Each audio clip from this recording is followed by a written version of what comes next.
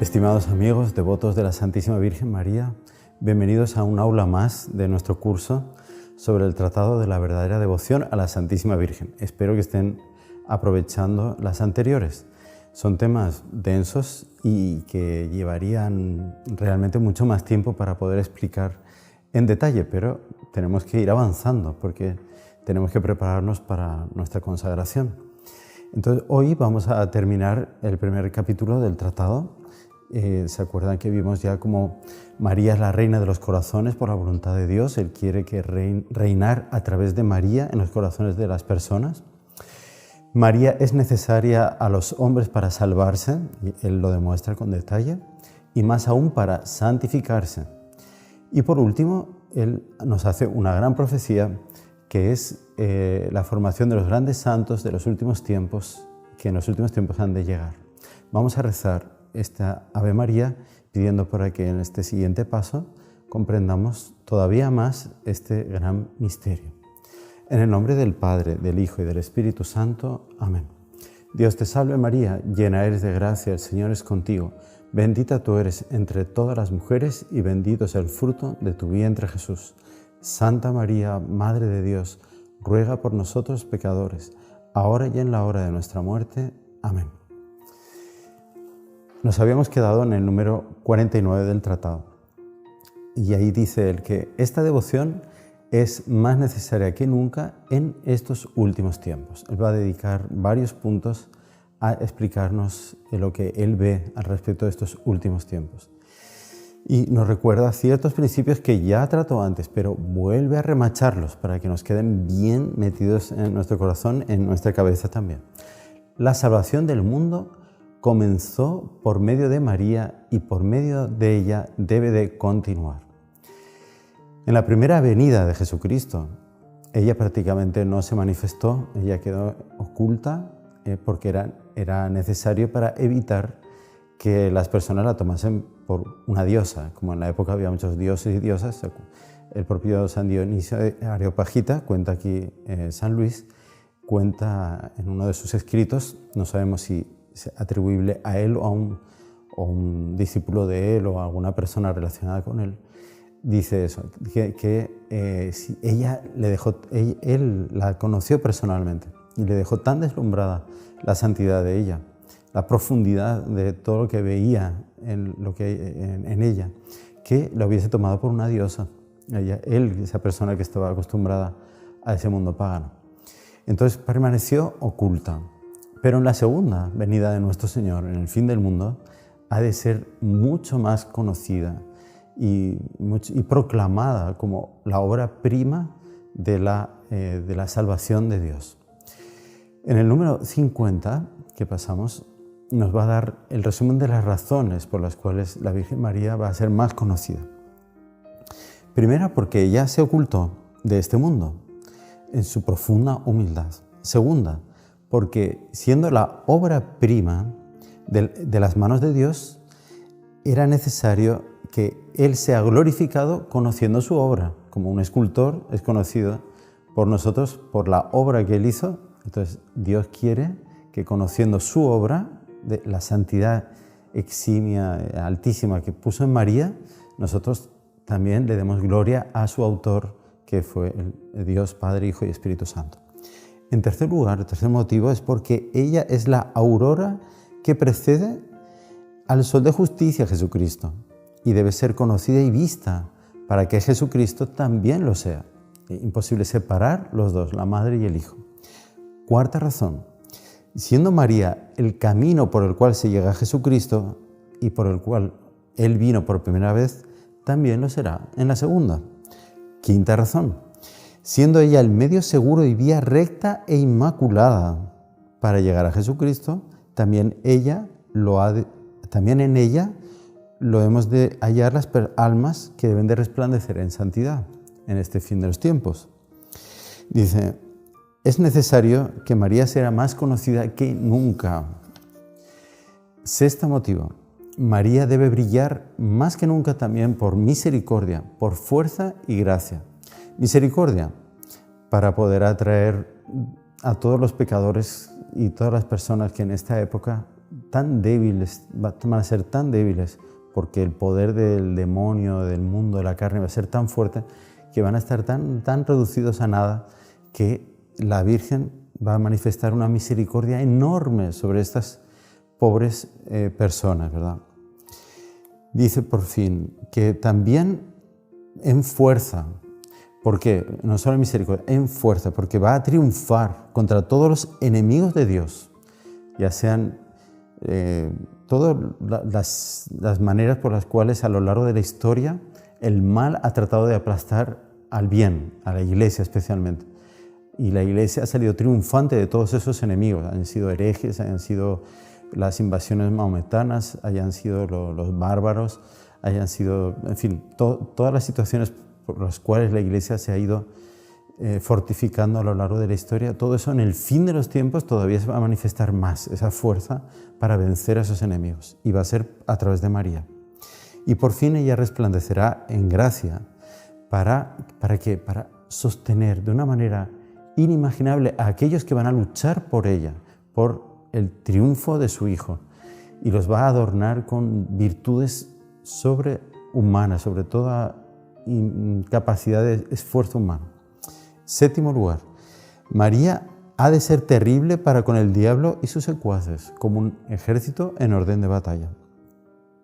Es decir, el demonio va a intentar por todos los medios evitar el triunfo de la Santísima Virgen y de Jesucristo, pero no va a conseguir, y se va a manifestar a través de María ese poder de expulsar a los demonios de aquí, de la tierra. Por fin, entonces ahí él hace todo este resumen de razones y dice en el número 51, dice, todo esto se resume en la afirmación del Génesis que leíamos al principio del tratado también, Génesis 3, versículo 5. Haré que haya enemistad entre ti y la mujer, entre tu descendencia y la suya. Esta te pisará la cabeza mientras tú te abalanzarás sobre su talón. Este es el protoevangelio, la primera señal, ¿verdad?, que tenemos en las Sagradas Escrituras de la venida del Salvador, y a través de una mujer. Y que esa mujer será la que se enfrentará a la serpiente, al diablo, y la vencerá. Entonces, a partir de esta afirmación del protoevangelio, nosotros vemos justificadas todas estas explicaciones que San Luis hace al respecto de los últimos tiempos, donde se realizará realmente ese aplastar la cabeza del demonio. En el 52 dice así, que Dios solo ha formado una enemistad. Él va a profundizar en este tema del protoevangelio, pero es una enemistad formidable. Es una enemistad creada por Dios que es entre la Virgen y la serpiente, entre los hijos de la Virgen y los hijos de la serpiente, y que no hará sino aumentar hasta que llegue los últimos tiempos. Uno siente eso, ¿verdad? Yo creo que todos los que están acompañando este curso se dan cuenta de que la maldad que hay en el mundo de hoy en día es muy superior a la que hubo en los siglos anteriores, y que, por así decir, los malos están llegando a tener una capacidad de control sobre la sociedad y tal que no tenían antes. Entonces ese auge de maldad, de astucia del mal, va a ser derrotado por un auge de bondad, un auge de astucia del bien. Va a ser la inocencia de la paloma, pero combinado con la astucia de la serpiente. Y esto es lo que la Santísima Virgen en estos tiempos ya va a hacer, y también en el fin del mundo. Entonces él hace una explicación muy bonita, entre una comparación entre la maldad de Satanás, el orgullo de Satanás, la bondad de Nuestra Señora, la humildad de Nuestra Señora. Dice, y que eso humilla más al demonio todavía. Dice, Dios ha otorgado a María tan gran poder contra los diablos, que más temen ellos un solo de sus suspiros en favor de cualquier alma que las oraciones de todos los santos, y una sola de sus amenazas contra ellos que todos los otros tormentos del infierno. Fíjense el poder de la Santísima Virgen, qué impresionante. En el 53, de nuevo, insiste en esta idea. María es la nueva Eva. Eva se dejó engañar por la serpiente. Dice, esta nueva Eva es la nueva mujer que no se deja engañar por la serpiente, no dialoga con ella, no tiene contemplaciones con la serpiente y directamente le aplasta la cabeza. Se acabó. Y a partir de esta acción exorcística de ella, nos libera a todos sus hijos, a todos los que nos consagramos a ella, nos libera de ese poder del demonio.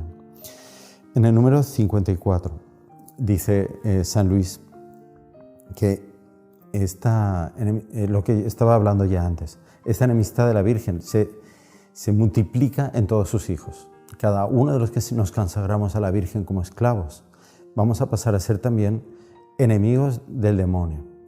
Y vamos a tener esa fuerza que la Virgen tiene para aplastar al demonio. Pero si yo soy tan débil, yo soy tan poca cosa, me van a decir ustedes. Pues por eso precisamente. Porque si se fijan en la frase que dice el Génesis, dice que ella te aplastará la cabeza con su talón. El talón es la parte más humilde del cuerpo, la que está abajo del todo y que sostiene todo el cuerpo. Es por lo tanto lo más humilde del cuerpo. Está ahí, es el talón. Pues cuanto más humildes seamos, y que es la realidad, ¿verdad? Que cuanto más incapaces seamos, humanamente hablando o espiritualmente hablando, si estamos unidos a María, formamos su talón y es con ese talón que va a aplastar la soberbia de la serpiente, porque lo va a hacer con aquellos más inútiles, con aquellos menos poderosos naturalmente hablando, que ella va a manifestar su poder. Como decía San Pablo, yo me glorío de mi debilidad. Así tenemos que ser los esclavos de la Virgen, gloriarnos de nuestra debilidad para que se manifieste el poder de la Virgen. A partir de aquí, San Luis va a hacer una descripción de los apóstoles de los últimos tiempos. San Luis dice, en el número 55 y siguientes, que es necesario que entremos en esta práctica interior y perfecta que el santo nos está revelando en el libro. Eso producirá un tal conocimiento de la Santísima Virgen como nunca había habido en la historia, que preparará la llegada de gracias nuevas, mariales, extraordinarias, que convertirán a estos consagrados a la Virgen en un fuego abrasador. Lo compara también con flechas agudas que se clavarán en sus enemigos. Serán como nubes atronadoras y usarán la espada de dos filos de la palabra de Dios para atravesar a sus enemigos y dejarlos aniquilados.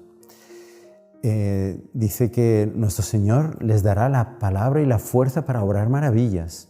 No tendrán oro ni plata, no tendrán poder económico ni el poder político, nada de eso. Estarán totalmente descuidados de sí mismos. Solamente se entregarán al servicio de los demás en el sentido de hacer conocer y amar a la Santísima Virgen María. Solo por gloria de Dios, solo para, sí, la salvación de sus almas, pero la salvación de todas las almas posibles. Estos serán verdaderos discípulos de Jesucristo, que enseñarán el camino estrecho de Dios en su pura verdad y no según las máximas del mundo, dice San Luis. Es el camino del cielo, el Evangelio, sin hacer pactos con ciertas ideas, ciertos vicios de la época, del tiempo en el que estén viviendo. No, dirán la verdad pura, clara. Y esto es pecado. Y no hay circunstancias así que hagan entender que en realidad esto ahora no es pecado. El Evangelio es el Evangelio, no se puede adulterar. Eso no es obra de Dios. Entonces, estos apóstoles de los últimos tiempos brillarán por la claridad de esa doctrina. Y no tendrán miedo delante de ningún mortal, por poderoso que sea, de decir las verdades. San Luis termina diciendo, ¿cuándo vendrán estos apóstoles? ¿En qué momento llegarán? Y hace una oración ferviente pidiendo a esos apóstoles. Cuando ustedes conozcan más adelante otras cosas de San Luis, conocerán la oración abrazada, que es una oración de fuego en la que San Luis pide a la Santísima Virgen ese triunfo y la venida de esos apóstoles de los últimos tiempos. les vamos a dar la bendición para que la gracia de Dios les ayude a meditar todas estas verdades tan necesarias para nuestra consagración.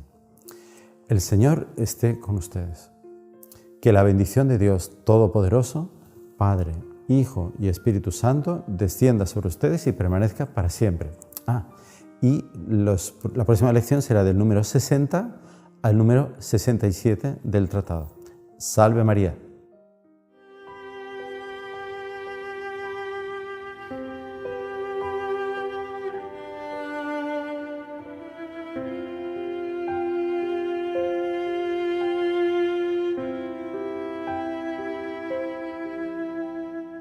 Estimados amigos, estamos ya en nuestro 6º día de ejercicios de preparación, vaciándonos del espíritu del mundo.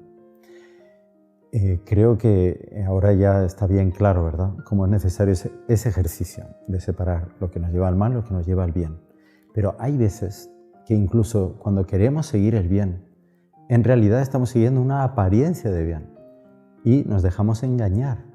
Y sin querer, nuestro espíritu se puede deformar con falsas formas de bien.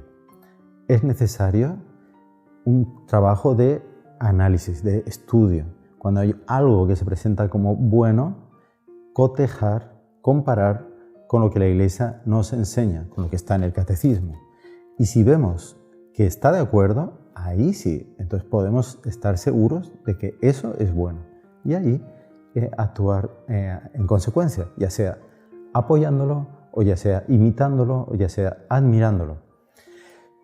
Pero fíjense que hoy en día es muy común, ¿verdad?, el mal disfrazarse, camuflarse bajo formas de bien. Vamos a poner un ejemplo. En una campaña de UNICEF, de una organización de las Naciones Unidas para apoyar la infancia, entonces es un fin extraordinario, magnífico, buenísimo.